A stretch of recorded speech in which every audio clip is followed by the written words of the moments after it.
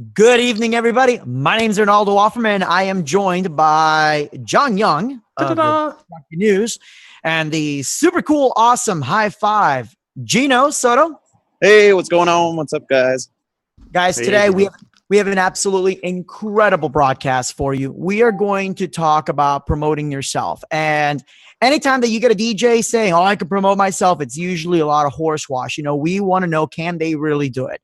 And the reason I really wanted to bring Gino in is, I've known Gino for a long time. He's a friend. He's one of my DJs. But what I've seen this man do, I have not seen any other DJ do.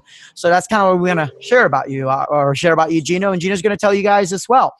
So real quick, before we start with the questions and such, I kind of want to give you a quick preview just so you can see what Gino has done in just a matter of a couple of years in a nutshell. He literally went from never DJing before. Actually, it was for a party for the Blue Man Group back when Gino used to work and I was at front of house. And it was just a karaoke party. And then him and this guy, Derek, they were doing karaoke, but what stood out is that Gino had personality on the mic. And my friend Amanda, she worked there too. That's how I got that party to begin with. And I'm like, yo, this guy needs to come work for me. And she's like, yeah, he's really energetic. So you're going to see what Gino did when we first hired him and what he's doing now. Kind of, sort of. Check it out. All right, give it a second here. There's Gino with his little afro. Oh, boy, I'm a little nervous right now. That's all good, man. We can't see what unreleased clips that I don't even know. Who knows? If you guys are watching this on the Distracting News channels, we can't see the video Arnoldo showing. So you guys can pop over to Arnoldo's channel and you'll be able to see this after. Oh, good thing I didn't say anything inappropriate. Yeah, Gino, you'll have to explain to us what's going on right now. So, just okay. Here was me doing it. All right, and should be coming in 3, 2. That's about the final part. That's the part where it's all strobing. And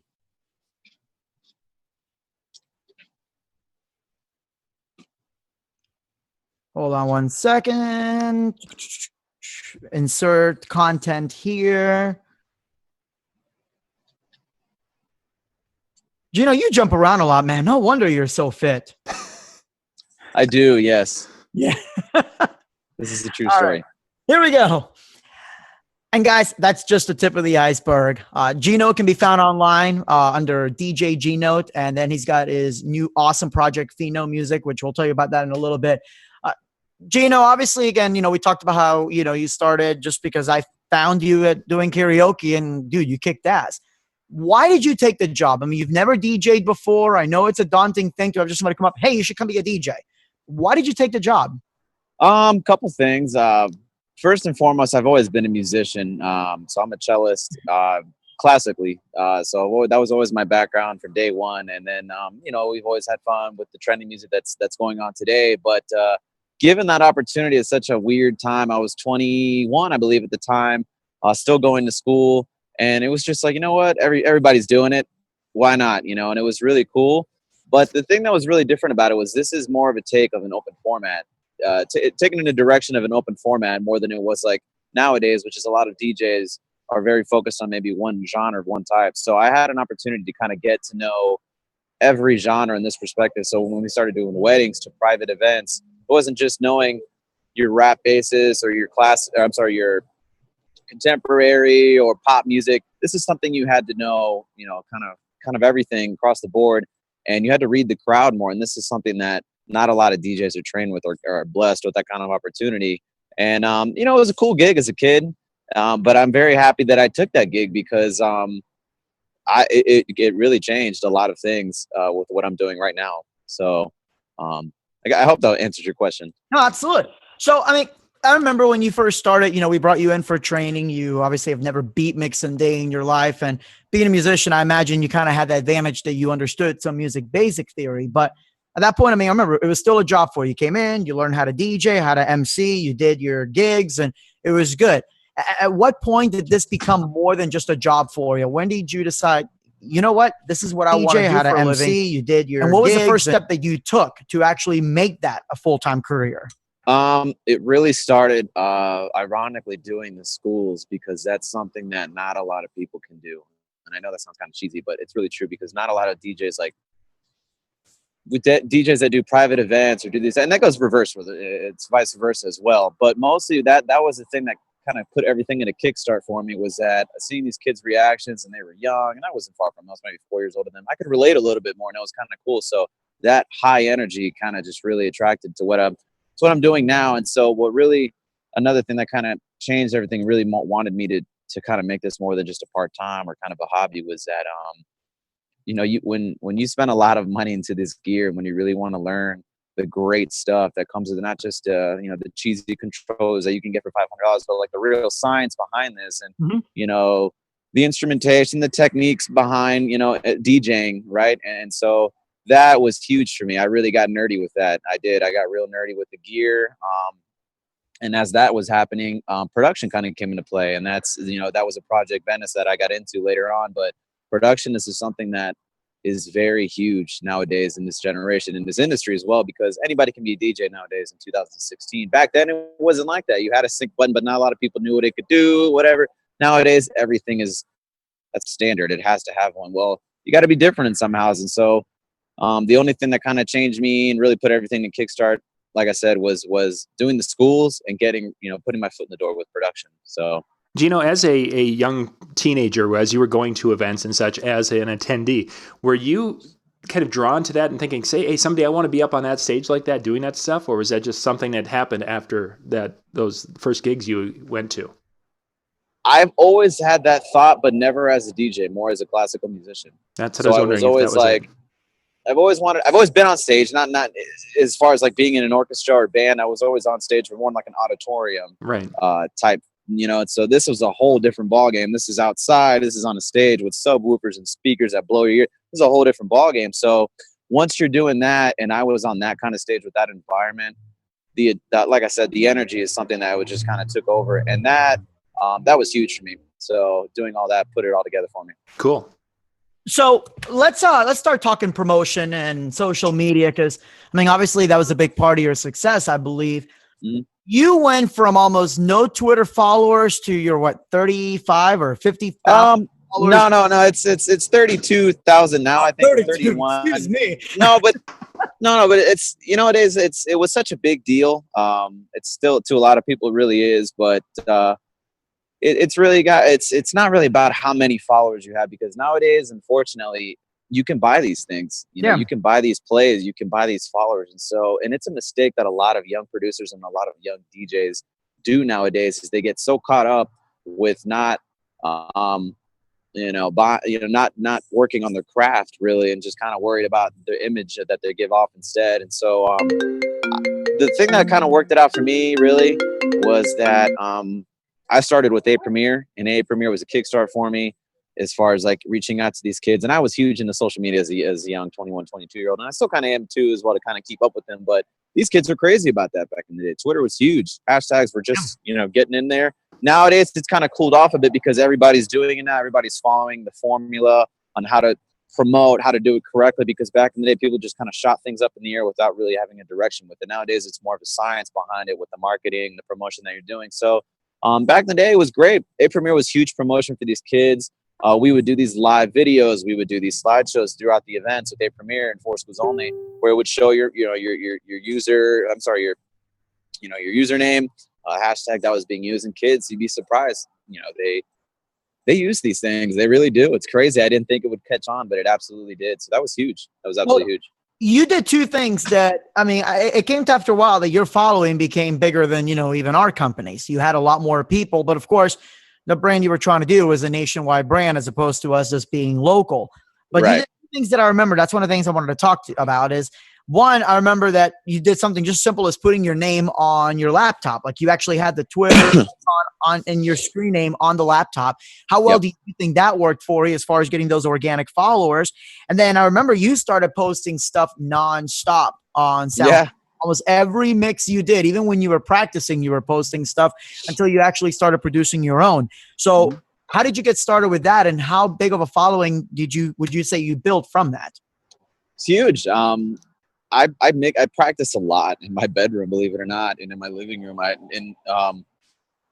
Guilty as charged. I would use the A Premiere equipment and just kind of rock out in my living room, plug it in. It was a little louder than I thought, but that's the way to do it. I practice night in and night out with music that you wouldn't begin to, music without introductions, without these DJ intros, because that was kind of like, that was the only way I could learn, just buying these tunes off of iTunes, because I didn't really have a membership to DJ, any of these record pools back in the day. It was just like iTunes MP3s with, 8-bar intros, maybe, if that. And so, you just go right into it. And as a young DJ, I didn't really use sync button a lot. So these things I had to practice in my bedroom, and it sounded terrible for the first couple months, but you catch on to these things. And so I would, practice, and I would record the progress in this. I mean, I look at the videos sometimes in my Facebook from like 4 or 5 years ago of me mixing, and I'm like, God, like, how is that?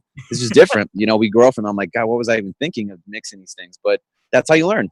And so I would constantly do that. Yeah. So, I mean, you uploaded a lot of those to SoundCloud, and I think everybody has until they get flagged for copyright, but you uploaded a lot of those to SoundCloud. But it's not if you build it, they will come. You got noticed. What did you do got you noticed? It was huge, because that was like around the time where SoundCloud, I think, was at its peak before now. That was huge back, but that's when everybody started writing on SoundCloud. And so it was before the Mixcloud days too. Now Mixcloud has kind of caught on to that. But SoundCloud, I would make these, these 30-minute, hour-long mixes, random remixes of pop that were now. They, like I said, I hear them now and I'm just like, whew, that's rough. But putting it out there and listening, to it, and having these people's feedback from outside, and I would promote it on Instagram, like I said, back to the hashtags, back to Twitter, and it caught on, these mixes, and you would play to the people the music that they would like, the remixes, like, and it was huge. It was the kind of the kickstart of EDM, so that was like the revolution of electronic music with top 40 mixed in, and it was like a big thing. And so people love that kind of stuff. So promoting those kind of mixes, those radio mixes, got me a lot of plays, and people posted it and reposted it, and it was great. And that really, really helped my solo career as DJ G-Note, just doing those EDM mixes. And I started that, even transitioned into doing bootlegs and mashups that were supported by, definitely a premier colleagues of mine, and even other people, DJs from other people. But, doing these creative mashups and things like that, that really is what, kind of kickstarted it for me. Gino, when you were doing these different things on social media and the reach and SoundCloud and such, did you really focus at all, or a little bit, on engaging your audience? Because you would get some feedback. How can I go into that a little bit? As far as engaging the audience, a lot of people who would reach out. The problem nowadays is a lot of DJs and people don't really like feedback. There's no feedback to them. But I would try to respond to as much people who would comment, even if it was negative, positive, it doesn't matter. It was just some sort of feedback to kind of give me a direction of where what people thought of me. And so I would reply to almost every comment I tried on Instagram, on SoundCloud. And that was, it was engaging, because a lot of people, they take that to heart when you take the time to reply to them, and they're like, oh, this DJ actually followed me, or he replied to me, took the time. They actually cared about that, and they still do. So that really was a big thing too. How important was the follow for follow? Did you follow everybody that followed you, and did you advertise that you did? I tried until, I guess, Instagram and Twitter started putting these big exceeding limit things, and there's only a certain amount that the user can follow himself before they start like flagging it or any sort of thing like that. So I would try to follow back first and foremost the real profiles. So because there's a lot of advertising and promo ones that follow you and things I have no relation to. But if there were the young musicians or DJs that would message me or private message me for some sort of advice or something like that, yeah, absolutely, I would follow them back, because their support. If they took the time to support me as some sort of local DJ, what same thing if I follow him and I would hear him and give him the same critique that he would me. And it was, like I said, back to your engaging thing. It's just a follow for follow. And as long as there's communication, and that's the thing, a lot of people with these egos don't want to do that, and it's tough, because we can learn from each other. And so that was a huge thing for me as a young DJ. I mean, it was a big thing. One of Arnoldo's favorite things is haters on YouTube and that. Did you run into some of that when you were trying to? Because this would have been a few years back. So were you seeing it then also? Yeah, absolutely. You would get a lot of them. It comes with it, it comes with it, and it's better if somebody's talking. At least if they're talking about you, then I guess you're doing something right, so that's kind of the motto I went by. So I was like, hey, he's, and most of the time it was just like these not to sound mean, but it was just like these guys who were just like these DJs, and they would just be so angry, and you're just like, why? But some of them are like that, unfortunately. But they come and go, right? So. Yeah. Did you reply back to them at all, or did you just completely ignore it?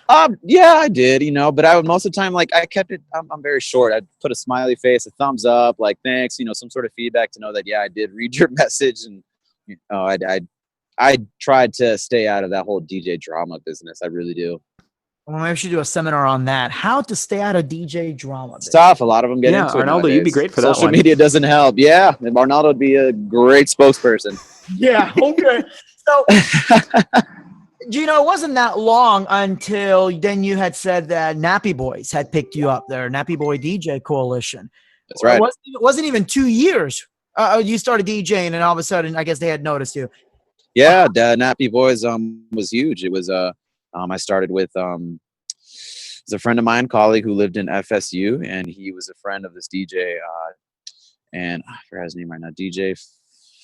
I haven't spoken to him in years. So, but he, DJ Nasty, I think it wasn't DJ Nasty. Yeah. DJ Nasty is from Orlando. Forgot the name of his job. He's still spinning with Nappy Boys, but he reached out to me from SoundCloud.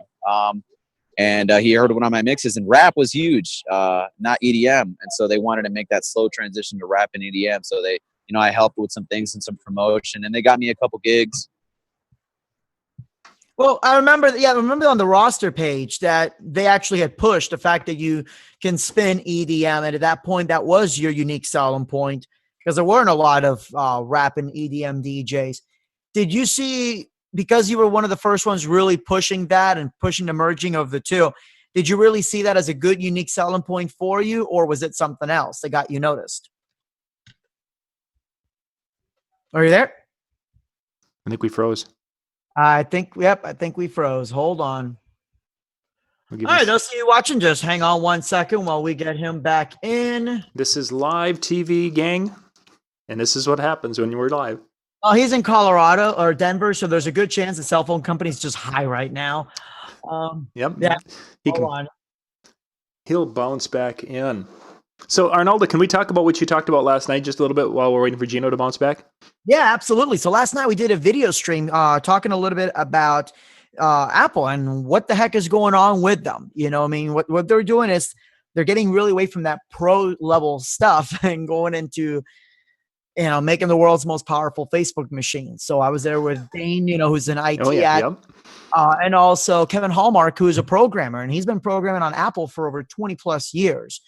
So we'll actually be doing a part 2 of that really soon. And I'm really hoping we're going to have somebody from Apple. I can't say whom, but we're kind of hoping that, that'll play through. And it went very well. Honestly, I think it was one of the smoother live streams. This one would have been really smooth, but it looks like Gino got disconnected. Yeah, we were doing pretty well. We had a good connection. He had a few little glitches, but nothing major. But yeah, let's see here. Hang on one second. second. See if he's can jump back in. Gino. I think his phone died. Or something. Oh yeah. If his battery died, that could have been.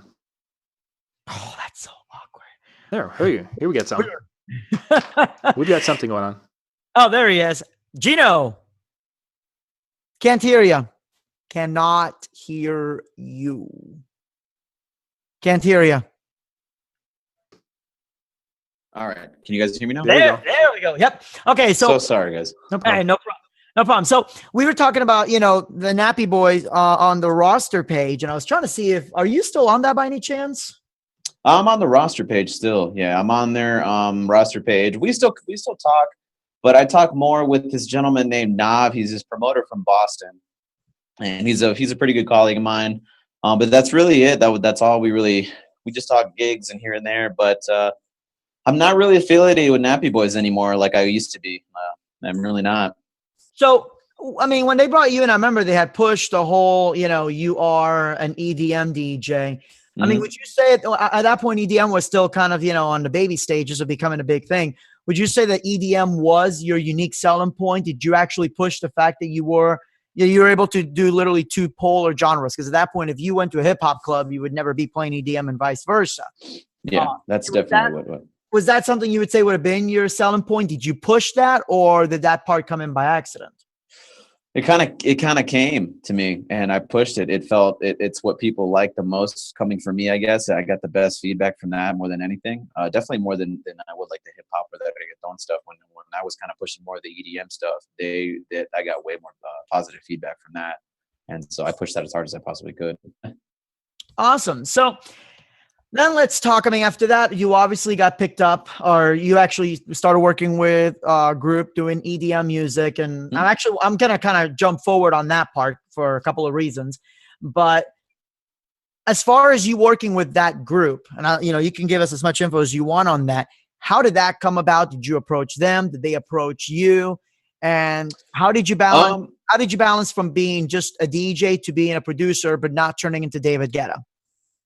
And right, and I was still a producer at that point when I started Venice. That was just this was a project we initiated a couple years ago.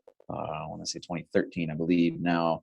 And so it was with a friend of mine. His name was Alex, and it was just kind of two friends who really wanted to start an EDM thing, and that was really where EDM was really starting to kick in and make headlines, because following the next year was one of the world's biggest ultra festivals and EDC festivals. It broke records and attendance festival records. So we got started right in the nick of things. We got started right where we were. So we started making. Real quick, you're breaking up just a little bit. It's like hanging up. Can you hear me? Yeah, that's better now. Sorry, go ahead. So sorry. And so yeah, so I started this project with Venice, and we started. That's when I got into production the most. That's when I started really getting heavy into production and kind of laying off more of the DJing. And so we started releasing original mixes, and that is really what stood far from most DJs, is because original music is on a different kind of scale than mashups or bootlegs, because it's your own kind of your own animal. So. Would you say, as far as just being your, traditional DJ, going to parties, rocking the house, playing other people's music, did you get a chance to incorporate for those private gigs? Did you get a chance to incorporate some of your own music? And was there a different feel as far as how you were able to hype up the crowd because of that? And vice versa, when you were at these big club gigs, did you hype up on the crowd like you would at a private event, which normally isn't done at these type of clubs? It's different. It really depends on the crowd. It depends on feedback of the crowd. If it's something that they want to, private events. I've had private events more crazier than some club events. And I'm talking weddings. I'm talking quinceañeras that I did. I've seen those kind of get very hype, and you just you have to roll with what's given to you. I would push original. I wouldn't really push original music private events as much, as that was. Unless it was something that I felt like it was. You're breaking up again. But you're breaking up again. You're breaking up again. Hello. There we go. Okay, that's better. Yeah. Sorry. Go ahead. So, sorry about that. So, I really didn't push original music too much in private events as much as I would club events, just because it was just the appropriate setting of the event. But I did definitely I would do it at some school events, different events as well. But yeah. Gino, just a second, Arnoldo. Gino, during this time when you were doing the producing and such, you have this classical music background. That's where you came from. How did you tie that in, as far as did that help you in the production area? Huge. It was huge. It was definitely I would say, because a lot of DJs now and producers, even back then, a lot of programs would kind of do all the science behind for them. And so although it would sound good to these producers, they don't know what they were necessarily doing. They probably couldn't explain to you that, this is a 1 chord going to a 5 chord resolving to they probably couldn't explain that to you as much as someone like classical musician, because back then when I started learning, there really wasn't these kind of programs that would kind of fill in the blank type chords for you. Nowadays, there's just a lot of these MacBook, these Apple apps and programs. They'll do all the work for you. Put in a D note, and they'll build like a 7th chord off of that. And back then, that really wasn't like that. So it was huge for me, having that music theory behind me to really help out in these programs. So it was definitely 10 steps ahead of most, to get started. Cool. So, when you were, once you actually got to that point where you were doing the clubs and everything else, I mean, brag a little bit. Tell us, I mean, where did you get a chance to go play? I remember you had like gigs pretty much all over the world. It came to a point that I knew I was going to lose one of my good DJs. So where all did you get to go play? Places. Gino, you're getting this. You're breaking up again. Hello. Hello. Hang on a sec. Hey, you got me? You're a little frozen, but that's better. Go ahead. Okay. So, my first big event was actually outside of Florida. It was Utah. It was DOS Energy 2014 festival, and we won that from voting, from just click on this link and go vote for our mix, and let's hope that it wins first place. And it certainly did. Promoted the heck out of that on Instagram and on Twitter, and people, there's genuine people out there that really would take the time to do it. And so that was our huge event that we did in Utah. I did DOS Energy there. I did some shows in LA, this club called Create Nightclub. I did another one in San Diego. I did Amsterdam, of course, as Arnoldo knows. I was gone for most of the summer last year for about 3 months. I did a couple of gigs in Amsterdam. I played in London, Ministry of Sound, which is kind of like a tech house. Is very underground venue. And then I did, believe it or not, I did the gay parade in Amsterdam, which was huge because a lot of DJs play there. And it's like house music all day long. It's really, that's it. House music all day. And these Europeans love their house music. So I learned a lot about music and different types of house music doing these different events, because you can't play the same set as you would in like LA or Orlando as you would in like, Canada or Europe, because you have to read these crowds. These crowds don't always like EDM. They like techno, so it's very different. But yeah, I hope that answers your question. I played some really cool places all around. So when you're these, like, for example, Amsterdam, like you just said, they're obviously going to be a completely different crowd than here. And I imagine playing in a different country for the first time ever has to be nerve-wracking.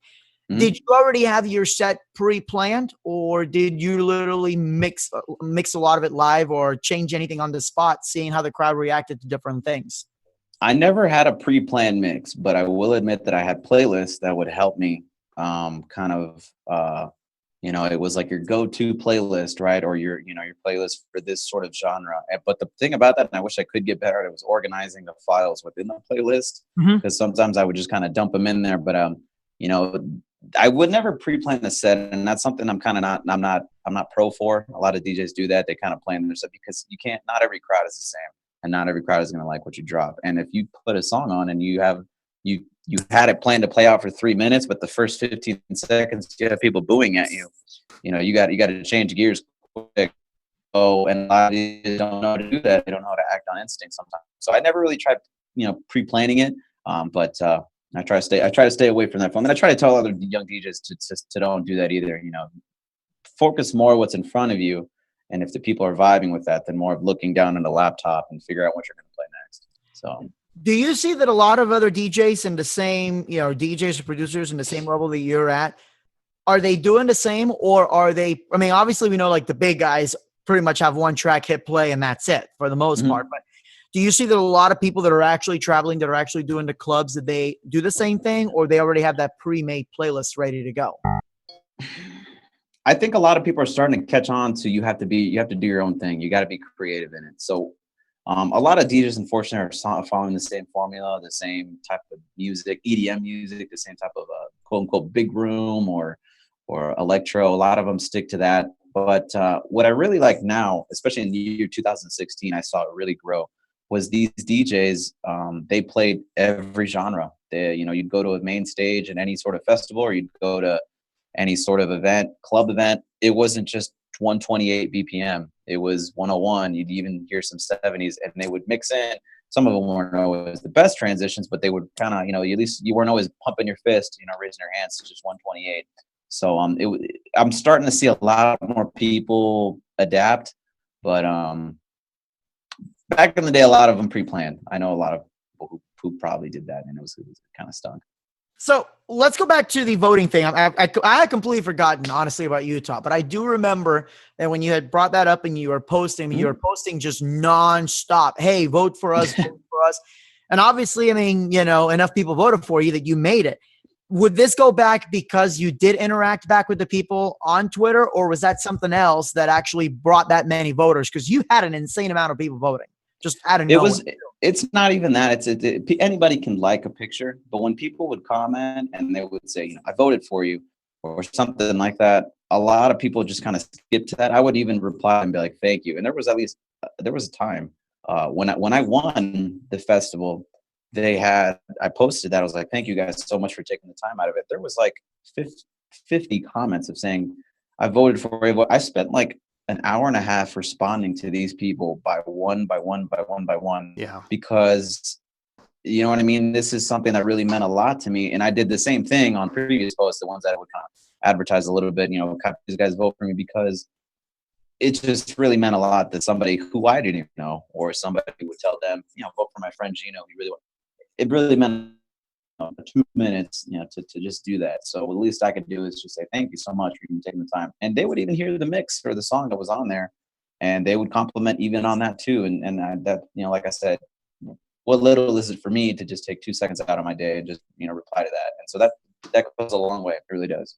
Do your fans know that it's actually you versus a marketing company that's behind your Twitter? And how do you? Yeah, like a bot. Yeah. Actually you. I try to be I got typos sometimes that kind of prove it. So sometimes I'll put, abbreviations or different smiley faces and things to kind of stand out that, because there's a lot of, like I said, services like bots that kind of do these things for you. And it's like, thanks, it's a very flavor to that. And so I try to at least kind of. Look, you're breaking up again, Gino. You're breaking up again. Hello? Hey. Hello? Okay, there we go. Yep, you're good. Go ahead. So, like I said, I would just try to keep it unique in that perspective, and put a little, little flavor instead of just being so plain and just saying thanks. Because a lot of people are like, yeah, that could be. So now let's talk about, I guess, from the business side of it. I remember you had a manager. It came to the point that I even had to check with you, and you had to check with your manager before you could do a gig for me. So at what point did you decide we really need a manager? Was it because when you were with Venice? Was it before Venice? And how important has a manager and or the manager, your PR, pretty much that team, how important has it been for you? And how did you choose the right manager?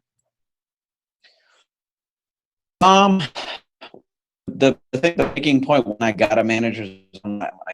Gino, you're breaking up. Hold on, you're breaking up again. You're breaking up again. Hello.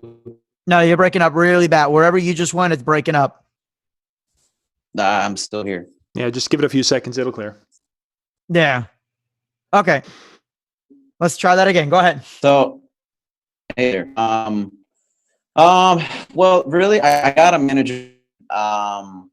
Honestly, when the emails kind of became a little overwhelming, and it became to a field where I didn't really know what I wanted to approach it in a way that was a little bit more professional and more experienced than what I would have done. So there was a lot of promoters and a lot of these different type of services and people who would reach out to us regarding interviews or radio interviews or podcasts and things that we want to do. And I didn't know really how to go about that. And I didn't want to go about it the wrong way. And so I would hire, I hired my best friend at the time. He was a very good friend of mine. He was very experienced in that. He handled a lot of interactions with very, very important people. And he was very good at that. So, and like I said, he was a very good friend of mine. And so I asked him, and I kind of told him, I was like, hey, it's just. Oh, you're breaking up again. You're breaking up again. Hey, hello. Okay, there we go. That's a little better. So, I pretty much said that it was a project that I told him to kind of go into. I was like, hey, like, this isn't going to be something that I can promise you that, we're going to be in Vegas next year, headlining this big club. This is something that takes time. And so once he agreed with that, it was kind of a go for us. And so once it became overwhelming for me and unfamiliarized with some of the things that I didn't know and how to approach them, that's when I kind of made the call and got a manager for that. So I know that one of the horror stories, every time we've done anything related to this kind of topic, people talk about janky promoters. Some clubs have amazing promoters. Some of them have the absolute worst promoters. Have you dealt with these janky promoters, and how do you deal with it? How do you make sure that you get paid when you're supposed to get paid, that your rider is met, and that they follow their end of the deal? First things first, get it in writing. A lot of people nowadays have a sense of trust where this is like shake my hand and everything's going to go. But a lot of promoters, and it's not even the music industry, it's in any industry, just protect yourself. So, and there's a lot of people who kind of just in it for the money. And there was a lot of bars that I used to do when I first started DJing, where it was just kind of like, depends on what the bar makes. And then that's what you get. And it was tough because there was a lot of times where I would DJ for like 4 hours and have like $30 to show for it. And so it was kind of, it stunk. So learn through that, but definitely get it in writing so you don't get yourself in trouble and the promoter is, doesn't screw you. So on a marketing standpoint, I remember this was something that, you and I had gone multiple times with this with our DJs about being open format. That, that's, to me, I always thought that was one of the most important things a DJ can be. How important would you say being open format has been, not just to your style, but to you being able to market yourself to different clubs and different venues around the world? It's huge. It's huge because a lot of, like I said before, a lot of teams just know one specific genre. They just know, and then that's it. And then they get thrown in oldies from the 80s and they feel very uncomfortable because they just don't know. So having this open format, doing these weddings and quinceañeras and all these things, it brought a lot of perspective into a lot of things because there's many genres that a lot of them don't know about. Nope, you're breaking up again, Gino. You're breaking up really bad. Here, let me see if I can get a better spot, guys. Okay, if not, disable your video, and that might help a little bit too. Yeah, then we'll just have audio. Yep, that might help. All right, give me a sec. If so, I have photos of you we can just put instead. No, that's okay. Just trying to maneuver here. All right, right where you're at. No, right where you're at, it shows a full signal. That's good here? Right, yeah, wherever you just did, yeah, you've got a full signal now. Okay. Well, you did. Now it's not there. You okay? How's this? Nope. I can't. You're not. Hello? All right. This is okay. Are you there? I'm here now. Okay, cool. Okay, so we're talking about open format. Real quick, because obviously, when you're playing weddings, you're playing 80s and Frank Sinatra and all that. And I mean, obviously, like you just said, being open format is important for this kind of career. But is being that open format? Would you say that you playing 80s music at a wedding, did that actually help you out in your career now as a club DJ, as a headline opener, that kind of stuff? Yeah, absolutely. Because there's a lot of people who still listen to that stuff. There's a lot of people who still listen to that. And you'd be surprised, young kids nowadays, even in schools, and Arnoldo can vouch for this too. These kids know these bangers from the 90s and the early 2000s. So this good music really never dies. And so these young kids know Aretha Franklin. They'll know some old school stuff. And so if you slowly kind of transition or merge that in to like an EDM type thing or trendy pop music, they're all about that. They are. So it's very good to have that perspective and that backbone. Gino, when you were performing and such, and you were being able to do that more of an open format at times where it was working with other DJs who were doing one genre, were you taking any or looked down upon because you weren't, true to the genre that they wanted you to be playing or what they were playing for the night? Was there any of that going on? No, not as much. No, not really. They would ask a lot of questions. And a lot of them would be nosy, like, hey, what are you playing? What is that? What is that? But never, we really bump heads, but, it was cool because it would go back and forth with me too, because there was stuff that they would play that I would know about. And like I said, I would like to we'd bounce ideas back and forth between us. So for those of you guys that, really want to see what Gino can do, especially at a mobile event, if you go to like fourschoolsonly.com and search G-Note, you'll actually see some of his videos. And the thing that has made Gino famous, within our company, within our schools, is this guy is a fireball of energy. Pitbull has nothing on Gino when it comes to jumping on a stage. I'm telling you, this guy is crazy with his energy. how do you translate that to, like when you're doing stuff, like for example, we'll talk EDC in a couple of minutes, but when you did stuff like that, do you get on the mic and hype them up like that? Because, when you go to those kind of festivals, you don't see the DJ get on the mic as much as, let's say, like a hip hop DJ, but you seem to balance the both. How do you do that at the big festivals? And have you had somebody tell you, oh, don't get on the microphone, or do you do your thing anyways? There are times, yeah, but I have kind of you to thank for that. I have you to kind of Arnoldo trained me when I was just like I said, a small DJ, and I was very, very nervous, public speaking, super nervous. And Arnoldo was like, in order for you to do these events and get paid, you're breaking up. Hold on. You're breaking up right after you said nervous. Hold on. All right. Hold on. I'm gonna go back. Guys, just in case you don't know, Denver does not have a reputation for the world's best cell phone service. Because everybody at T-Mobile is getting high right now. Hold on here. I'm gonna go back outside. While Gino gets situated, guys, if you have any questions, of course, make sure to submit that in. We've already got a couple of questions in, and we'll kind of go that in just a few. All right. Sorry about that. No worries, man. Here we are. All right. So hyping at the festivals. We were just talking about that, and you said that you got nervous at public speaking, and then it cut off. Well, like I said, I was nervous when I first started, but training with Arnoldo was kind of a huge thing because I wasn't known for public speaking and never was interested in doing it. It was just something that I was terrified of doing because I would just get all caught up and just kind of freeze. And so Arnoldo was like, hey, in order for you to get paid, I'm gonna need you to do this public speaking so I can book you for these events. And I was like, all right, well, we'll learn. So I did these trainings with Arnoldo and another colleague of mine and Arnoldo's colleague, Kelly, and they helped me out to kind of get, I was like a hermit crab. I really was. And so they got me out of my shell, and it took a bit, but once you kind of learn your own routine and something that, because you don't have to follow what every DJ is doing. Everybody can kind of yell their own 1, 2, 3 jump. But Arnoldo trained a lot of, young DJs like myself, different ways to approach that. There's different things you can say on the mic, not just scream and sound like a clown. So there's been events where in the past where you can't even get on the mic. They have an MC of their own, and that's it. But a lot of DJs nowadays, unfortunately, they don't know how to MC, and it kind of stinks because they just yell into a mic, and they don't really know how to read a crowd, and half the time they got the levels wrong, and it sounds like a mess when they got the speakers going on. So, these are things that I feel like a DJ should learn about, because MCing is very important still in 2016. It's just as important as it was 20 years ago. Absolutely, and I think a lot of DJs have lost track of that. So. Let's forward to, this is my favorite part that I always brag about you to my schools. EDC. You played EDC, and I remember you almost turned that down because, you wanted to protect your brand. But how did EDC happen, and what year was that, first of all? EDC was 2015 in Orlando, EDC Orlando.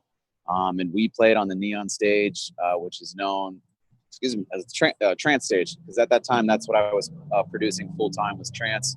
And EDC was kind of a blessing because we started releasing major releases on these labels in Europe, Ava Recordings, which is a subgenre of this bigger recordings called Black Hole Recordings, which is a label that was founded by our very own Tiesto.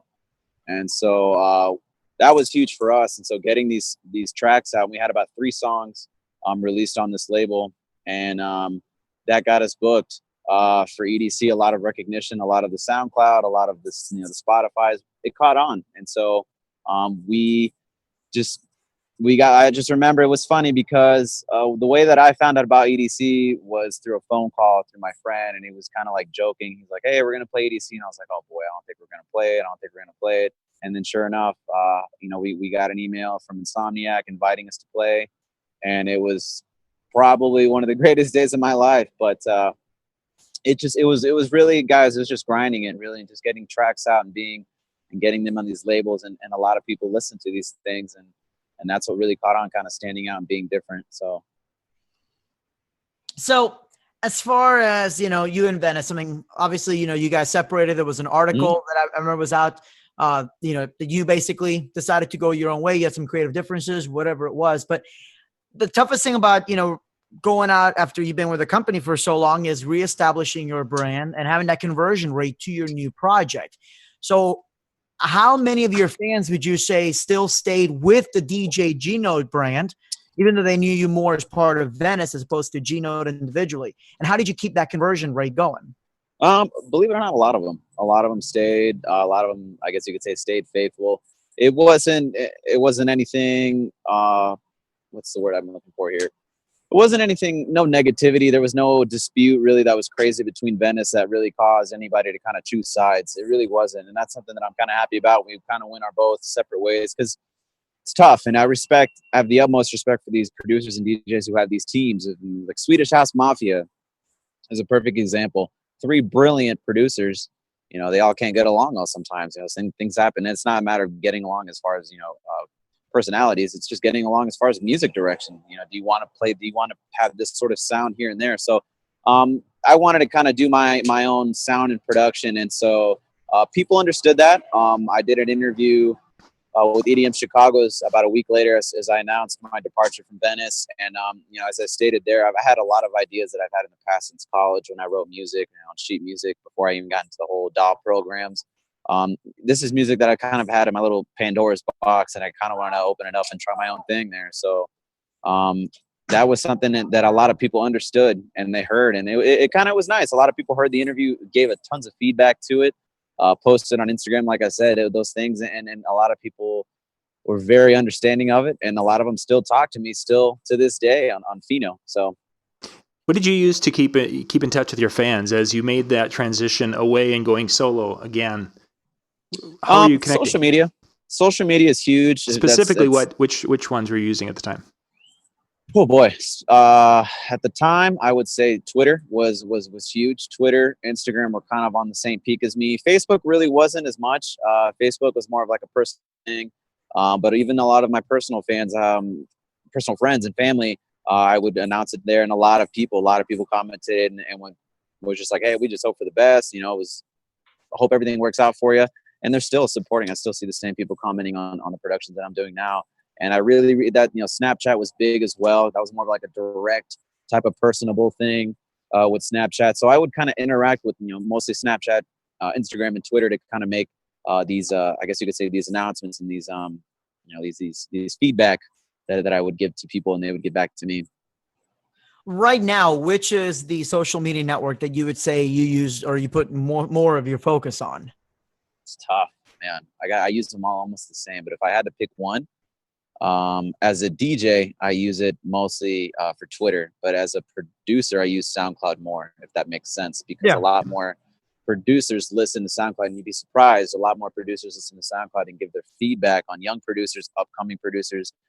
Most of the time it's good feedback and construction of feedback. But that's more, like I said, that's kind of like a little nerdy. A lot of people, and unfortunately, SoundCloud has started a plan, like a $9.99 plan, and it kind of has killed a little bit of the streaming options for SoundCloud. But still, a lot of people reach out on SoundCloud and listen to your stuff there. But that, like I said, DJing and producing, it's its own thing. But mostly all of them, for the most part, mostly all of them. Not LinkedIn. I never used LinkedIn, so. Okay. Never got into that for that. So now you're working with Fino. Tell us a little bit about Fino. What's the vision that you have for it as far as, the style of music that you're going forward, and what are we going to see from Fino? Fino is an awesome, exciting project that I started back in July. It is a project that I'm doing with a really good colleague, Fiona Swanson, and her brother, Travis Swanson. They've been friends of mine for a very long time. Fiona's a very big DJ here in Orlando. Not here in Orlando, I'm in Denver now, but over there in Orlando, she's very, very big locally. She's been DJing, and she comes from a reggae background, which is kind of cool. She is a very different type of touch into the production that I'm doing now, and it's huge because I'm learning new things. And so she, like I said, she's a big local DJ in Orlando. She just moved to Paris maybe about 8 months ago, and she's DJing out there, and she's doing kind of her own thing there. And then I reached out to her, and I was like, hey, let's chase this dream. I got some ideas. What do you think about this? We got on a phone call, and she was all about it. And this is I spoke about it with Travis too. He's a very, very good friend of mine as well. He lives kind of close to me back in Orlando, and we kind of talked about, guys, what are we going to do? What direction? What are we going to do to be different and to stand out? And we all kind of bounced ideas with reggae, and then what about like bass? And it's like, what about future bass? And then future bass kind of stuck, and I was like, guys, I got an idea. Let me get in the studio, and I kind of like I said, I come from a trance background, so trance and future bass have zero similarities, completely zero. So this was new to me, so I was trying new sounds. What is future bass? Future bass is a very simple, simple, melodic, structured, almost like the reason I'll get the future bass to me is a trendy jazz and like R&B feel to it. But future bass right now is probably the more simplistic music you ever hear in your whole life, because it's kind of more percussion and like about 90% of the song, and then the drop is maybe like 3 or 4 chords, and that's it, and maybe like a simple melody on top. There's not really too much that goes on to it. As a listener, as a producer, it's very different. It's very hard for most producers because it's these chords that really knock people out. And these 9th chords, these 11th chords, those are very complex things that future bass is brought into. And so that's when you kind of get into this nerdy stuff with production and LFOing and using different types of gates and reverbs and types like this to kind of play with the production. So like I said, production right now it's a very exciting time for producers right now, because unfortunately live instrumentation is kind of being taken away from music. Production is cranking up with these new samples and these new sounds that we've never heard before in our whole life. And so future bass is a perfect example of that. Flume is probably the innovator of this, and listen to his stuff. His stuff is wacky. It's completely wacky, but it's brilliant. It's like sounds of pots and pans, and a couple different filters and a couple different way you EQ some things, and it doesn't even sound like a pan anymore. It sounds like something completely different, and it's incredible. It's just incredible what it is. So future bass, like I said, back to it, is the most simplistic thing, and it's taking it to a whole new level. And it's very subby, very bass heavy, not like bass heavy like dubstep, but more like a melodic bass heavy.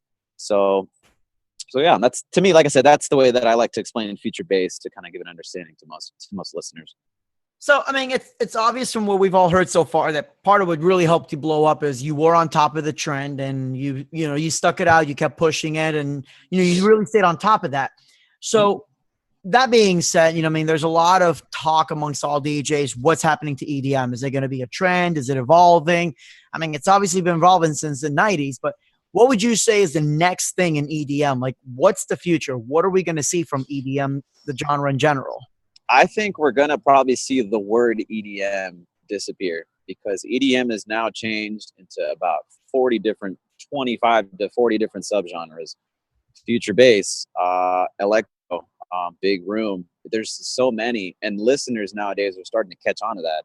They're starting to differentiate these different types of EDM. So now when you go up to somebody who's been to like maybe 1 or 2 festivals, and you're like, man, I'm into EDM music, they'll probably look at you kind of strange. You're like, I don't really like that word EDM. So I feel like EDM right now is going to be so cut up in a different type of genres. And now production, as you hear on the radio, 90% of it is EDM. Chainsmokers is the perfect example of it. They don't really like using the term EDM, but it's pop music. Pop music is EDM. And so it's going to blow up if it hasn't already, So it's going to become the focus of what we hear on the radio for the most part. Wouldn't be surprised if Sam Smith jumps on a track and does some crazy, EDM song. It's big, So, all right. So we got a couple of questions that have come in. The first one is, and this was kind of actually one that I was going to ask too. So I like how they phrased it better. As far as a DJ and a performer, what would you say is the main quality that makes you stand out? What made you stand out above other DJs on that stage? Couple things. First things first, you got to learn how to mix, because a lot of DJs nowadays are starting to catch on with these equipments and just kind of plug and play the song. As soon as the song ends, they press play. Learn how to transition very easily, because people listen. You got a lot of listeners out there. You got a lot of young DJs out there who are learning, and they're not as silly as they look. They might know. So first and foremost, learn on your, work on your craft, and make sure you're doing your job first. Make sure you're DJing correctly. And then, emceeing, being a little different with your MC skills, be creative with those. Be creative with your songs that you choose. Don't always choose the same songs that people choose, or choose maybe a different remix or a variation of it, or a way to introduce it. Nowadays, a lot of DJs are using these DJ controllers that have these cue pads that have cue buttons on there. You can start at any moment. They have up to like 8 starts. You can start on a track. I use that a ton when I do some events that let me use controllers that already have them in the club set up. Why? Because you can set up cue points all over the song and be so creative with it. And you can transition so easily into these things using these cue points. So, try to be very different with it. Take it to a whole nother level, so hope that works. Awesome. Second question that came in. I don't know if you're a tractor user or not, but have you played with stems? Stems? Is stems a program? Stems. Okay. So basically it's a tractor thing. You're a Serato guy, but basically stems allow you to do live remix on the fly. So let me rephrase the question for them, kind of, sort of. Do you do a lot of like live production? Have you done where you? No, not yet. Bridge? Not yet. Okay. Not yet. No. So what's and this one comes from Joshua. What is the digital audio workstation that you are using? Currently, right now, it's my baby. It's Ableton. It really is. I used FL Studio for about 3 years, and I learned the basics of production. And it was song format and things like that. When I jumped into Ableton, which was in July, I kind of locked myself in a bedroom and learned everything about the program.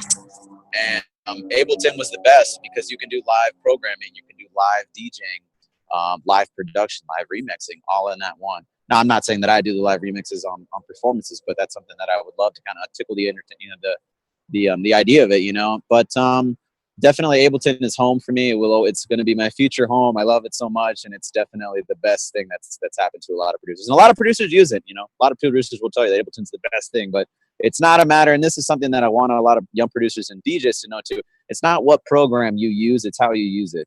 Amen. And that's a big thing. It's not what program. FL Studios looks like a color book to me. It's so full of colors and there's screens everywhere. It's crazy, but you can make some amazing stuff in FL Studio. It's how you use it. And so these kids are like, well, these presets, can you put? Don't learn the shortcuts. Learn how to do it. Learn how to do it, and you will never regret it. I promise you. Gina, there's a couple of things you've said, words you've used over and over again throughout our little time together. As you've used practice and learning, that you're learning new things. We're learning young and still today. How much time do you dedicate to the area of practice and learning new things within your craft on a weekly basis? I don't really have a timetable on that. When I was a kid, I was kind of a nerd about practicing. My parents I'm thankful for my parents for doing that. I hated practicing cello when I was a kid. So I kind of stuck to maybe an hour a day. I'm not saying that every kid should jump in and do that an hour a day, but definitely turn off your phones and turn off any sort of distractions that you would have. And maybe 15 to 20 minutes is better than having an hour of distractions and having that. You know what I mean? It's not a matter of how much time you put in, it's what you put in. And so when I'm practicing or when I'm reading something, because I read a lot of nerdy books that kind of help me out, I just kind of zone out. I turn everything off and kind of dedicate to that, even if it's like 15, 20 minutes. But I learn more, like I said, in those 15, 20 minutes than I did an hour of just kind of rewinding something or reading it again or doing it again. It's just a matter of what you put in. So I would say, 30 minutes a day is great. If you can do a little bit more, then that's great too. But make sure you're in the right environment to do it as well. Make sure you're relaxed, you're good, you're focused on it, because that's what really matters as well, as what you put in and what you get out of it. Absolutely. And again, guys, as we get ready to wrap it up, if you have any questions, either if you're watching on my channel or John Young's channel, put your questions in now. Another one that came in also from Joshua DJ JD. What are some of your favorite VST plugins? VST plugins, my babies are Silent and Serum, Massive, and that's really it. But primarily Silent. I'm more of an analog kind of guy now. Analog is the type of synth that you use now, and I'm more of an analog kind of guy now. But nowadays, a lot of DJs and the sounds that you can make now in Serum, it's like a $200 program, and you can do probably any and every sound in that guy. So like I said, and that's the same thing with that. It's not really a matter of what VST you use, but how you use it. But the big popular ones are Silent and Serum. With those two guys, you really can kind of do anything and everything. Massive as well. Massive is huge as well. So. Actually, there was a question I wanted to go over earlier when we were talking about branding. So But those guys that don't know, as far as on the four schools only side of things, I'm a huge control freak as to what my DJs do, what they say, right down to what they wear. And I always had to make exceptions with Gino, including the beanie hat that he always wears at every event. But, remember, Gino, that's one of the things he said, look, it's part of my branding. Something as simple as a beanie hat. How important would you say little details like that really made towards your branding? Is that something that the people who noticed you by? I mean, how did that work out for you? Well, a little secret is the reason I wear this beanie is honestly, when, trying to hide the balding that's happening as the older we get. And unfortunately, I'm 26 years old, and I'm telling you, I'm already hitting it young. But, I caught on to it. I've been wearing beanies for a bit, and it's just kind of who I am. I'm wearing it now because I'm freezing in about 30-degree weather. But it's just an image thing, and it's something that it's kind of who I am. It's who I've been. I wear hats too. It's not always beanies. I wear a lot of fitted hats too, but it's all about image and branding. Look at DJ Snake. You show me a picture where he's not wearing dark sunglasses, I'll give you $100. So it's all about people who remember you by a specific thing, because people have short-term memory nowadays. They really do. They have a lot of short-term memory. I do. I have short-term memory all the time, so they got to remember you by something. And so if it wasn't by my logo, maybe something else. So I'm not saying everybody should do it, but find something. Absolutely. Cool. John, do you have any more questions, or is anything else coming in from your channel? No, I think they've just been commenting, just kind of having running commentary. I don't see any questions on this side here from that. Awesome. Gino, anything else that you would like to tell any aspiring producers, or more importantly, DJs that, want to make it big? What's the one piece of advice you would tell them to help them really break out into that channel? As far as everything that I've said, I hope you guys take that with a grain of salt. But there's always room to learn. There really is. I'm learning a lot every day. I have these adults that come to me that ask me these questions as well. These old producers and old DJs. There's always room for improvement. There's always much to learn. We live in a generation right now where YouTube is at our fingertips, and we can learn anything on YouTube and everything. And so, always learn, always look out to find new ways to do things, because, well, I mean, it's fun, it's fun to learn. So, that's what it is. Actually, a question that come in earlier, it says, did you meet Pasquale? I have not met him. I've seen him, but I've not met Pasquale. I've seen him very, very close. So I believe that is all the questions. Gino, you're getting a lot of props from DJs that are really happy to hear that you actually mix. I mean, it's the bad stigma that's going around DJs right now that none of them mix anymore. So no, that's right. And like I said, I do apologize to you guys and everybody that's viewing. I know it seems kind of weird that I'm running around everywhere, but I just had a flight that I know was a discombobulated flight. So no, it's not. I'm sorry. It's all good, man. We know you're busy, so I appreciate it. So, cool. But yeah, guys, I hope it was very helpful. So, and you guys know my name. If you have any questions, I'm always open to help out anybody. Absolutely. And again, soundcloud.com/Fino Music. I'm actually going to go and put that name. John, I don't know if you're able to put that on your Wirecast, but it's soundcloud.com, PHINOMUSIC. It's Twitter at DJGNOTE. And any other way they can reach you out? Are you yet on iTunes or anything like that where they can start? Should be releasing some new music on Spotify and iTunes very, very soon. I got a lot of stuff that I've worked on in the summer. I've kept kind of quiet very lately, but I have a lot of music that I'm releasing. And keep in touch, guys, with the SoundClouds. The Instagrams. There's going to be some new stuff coming out, and I'm going to be promoting it as much as I can on the iTunes and Spotify's of the world. So, absolutely. All right, so actually, you know what? I'm sorry. There's one more that just came in. And funny enough, this was actually, and then we'll wrap it up after this. And this was actually one that I kind of wanted to go over, but I thought we'd be out of time. Obviously, when you were working for us, I made you into setting everything up too. How would you say how important, I mean, everything that you learn as far as setting up the lighting and understanding how the lighting works, how the visuals work, especially visuals, because visuals are big now. Would you say that helped at all with your performance and being able to shape your performance around the visual aspect of the show? Or absolutely. Do you do your own thing regardless of the visual? Absolutely. Lights and visuals put color to kind of what you're doing with the music. Anybody can kind of drop the music of what you're doing. Not everybody, but most people. But it really, if you learn the lighting perspective and you as a DJ, if you know like what to expect, if you have black hat before the drop, something like that, a lot of these, a lot of young visual guys or learning lighting guys, they don't always know that. So this information you pick on as experience goes. But Arnoldo taught me programs that we use with the lighting stuff, and it was essential for me because now I know how these things work and why they work. And it's crazy because it's its own science as well. That's the thing. I respect any tech because that's its own beast. But it doesn't hurt, like I said, to learn about it. Just put your toes in the water and just kind of learn a little bit about it. That's what I did, and I'm glad I did, because even they use that equipment that you see is used all over the world for big stages that have Bruno Mars on it to the little ones that you see. It's all usually the same company. A DJ is a big one that is all around the world. All these things. So if you learn just a little bit about it, I promise you're going to see it again. Awesome. And speaking of gear and all that, I know you're a Serato guy, but have you done rekordbox? Do you think laptops are going away? Is that something you're going to see? rekordbox, believe it or not, is probably my primary use now as far as clubs. Yeah, rekordbox is huge. It's not my favorite thing to use, but it is. rekordbox is kind of very limited. Are you talking about rekordbox as far as loading it on a USB stick, or rekordbox, the actual mixing software they just released? rekordbox as far, well, I mean, it's essentially both. You have to load, and you got to put it all in the USB and format it. It's kind of a pain in the butt to do, but and the thing about it's kind of scary because you have all of that in this little chip.